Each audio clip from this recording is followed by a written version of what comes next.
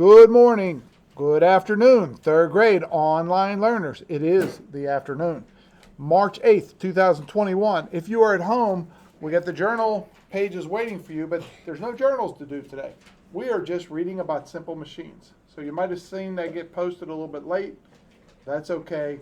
We're reading from the book today. Simple machines, my favorite lesson of any grade level. We learned this in third grade, fourth grade, fifth grade. Simple machines make work so much easier. From page D90, it says, simple machines make work easier by changing the strength or direction of a force. Machines at work. What do you think of when you hear the word machine? Maybe you think of huge machines on farms or factories. Perhaps you picture many gears and other moving parts. Did you know that some machines are very small and do not have any moving parts? A machine is any tool that makes work easier. In science, the word work has a special meaning. Work is the movement of an object by force. A simple machine is a device that makes work easier. A simple machine changes the force that is needed to move an object. It changes the strength of the force or its direction. In the picture, they show a girl using a hammer to do work. The force of the hammer moves the nail. So a hammer is an example of a simple machine. And more specifically, a hammer can be used as a lever, and a lever is a simple machine. Do you think that you could pull a nail out of wood using only your fingers? It would be hard to do, but it is easy to pull out a nail using a hammer. A hammer can be used as a simple machine called a lever.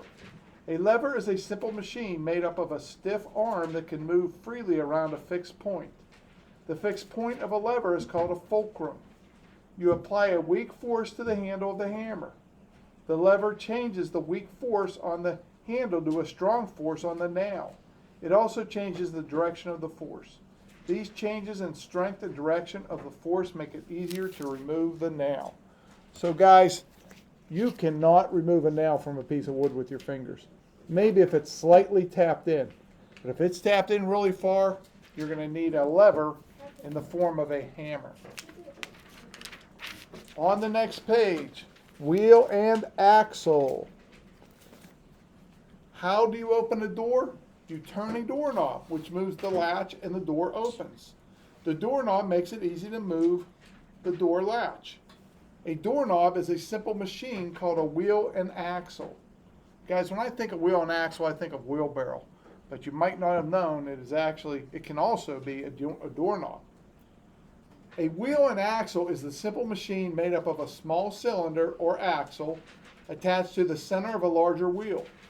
On a doorknob, the knob is the wheel and the shaft is the axle.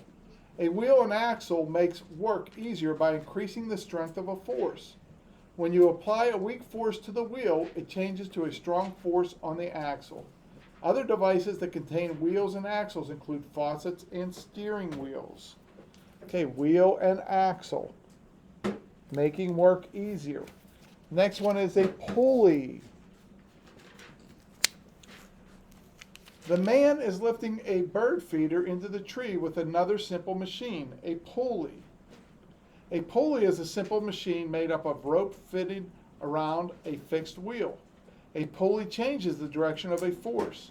You apply a force in one direction, then the pulley changes it into an equal force in the opposite direction. Pulleys and other simple machines can be combined to make complex machines. For example, a bicycle contains pulleys, wheels, axles, and levers. So a bicycle has at least 4 simple machines to make the bike move. Okay.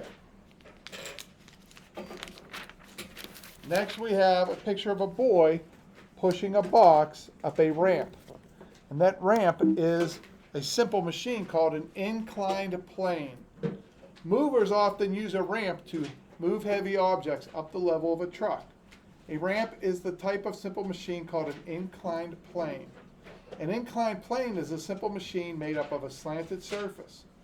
Using an inclined plane makes it easier to move a heavy object to a higher position. Movers could use a strong force to lift a heavy object straight up. By pushing the object up an inclined plane, they use a weaker force over a longer distance. And last but not least, we have the simple machine called a wedge and a screw. We have two on that page. A wedge is a simple machine made up of two inclined planes.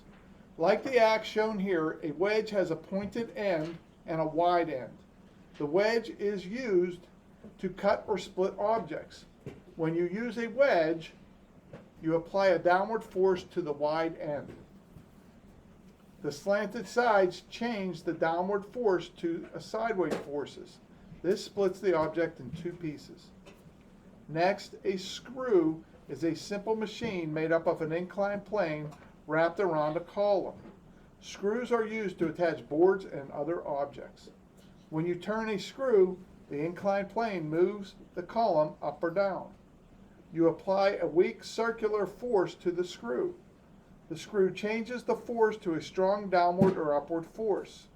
This makes it easy to move the screw into hard material, such as a wooden board. So we have a screw and we have a wedge. On this page we had an inclined plane. That's three simple machines.